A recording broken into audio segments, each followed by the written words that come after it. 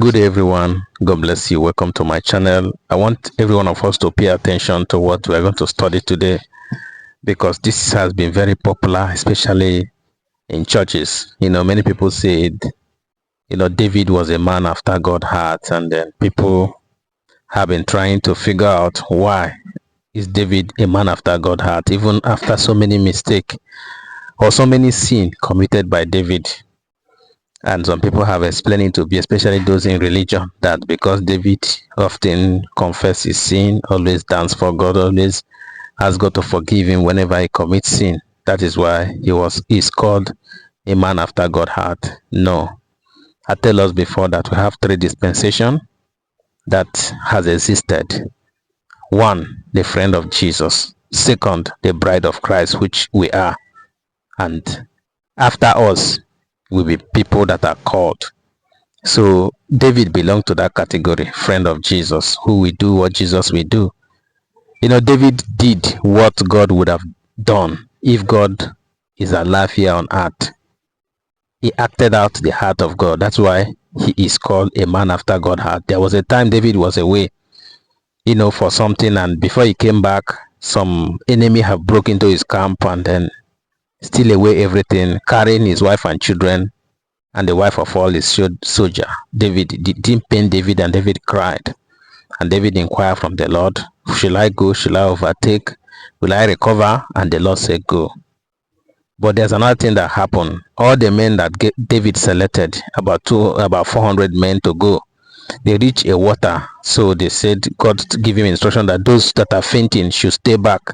It is not about the number. This is the battle of God. And then about 200 men stayed back and 200 men went. And the Lord gave them victory. They conquer and they recover all, and all the enemy were scattered. And they even bring out a lot of spoil, a lot of property, of which they want to share.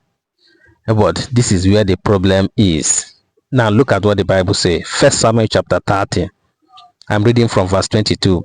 Then answer all the wicked men and men of Belial, of those that went with David, and said, because they went not with us, we will not give them aught of the spoil that we have recovered, save to every man his wife and his children, that they may lead them and depart.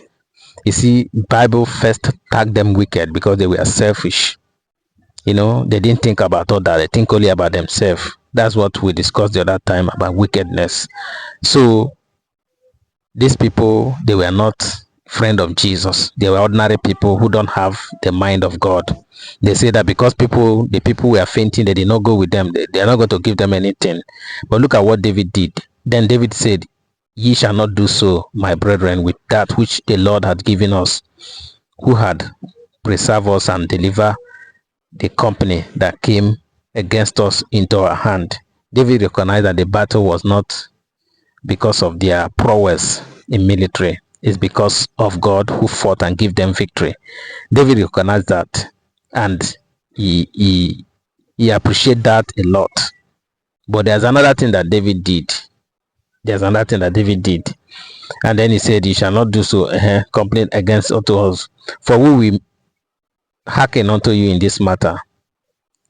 But as his part is that goeth down to the battle, so shall his part be that tarried by the stuff. They shall part alike. And it was so from that day forward, that he made it a statute and ordinances in Israel till today. A man after God's heart. David said, no, not because they didn't go with us. The battle was not because of our military prowess. The battle was won by God himself, and everything that we recover from the battle is going to be shared evenly. There's no going to be anything like lopsidedness or politics here. As the